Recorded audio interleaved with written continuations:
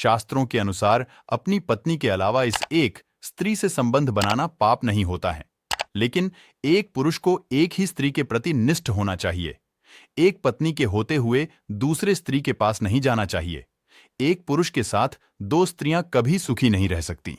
वैसे पुरुष नरक के भागी होते हैं जो अपनी पत्नी के अलावा किसी पराय स्त्री से संबंध रखते हैं।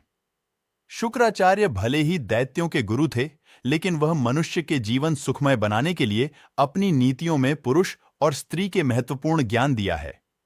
इसी कारण देवता भी शुक्राचार्य के नीतियों का सम्मान करते हैं।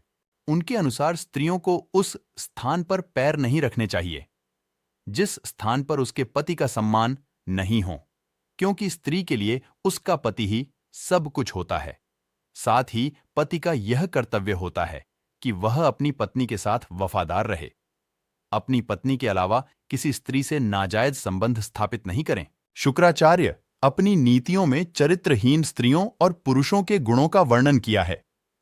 अपनी नीतियों में शुक्राचार्य ने पुरुषों को अपने से नीची और चरित्रहीन स्त्रियों से दूर रहने की आज्ञा दी है। यदि पुरुष ऐसा करता है तो उसका घर का विनाश हो जाता है। अधिक भोग विलास के बारे में सोचने वाले पुरुष से स्त्रियां कभी खुश नहीं रह सकती हैं।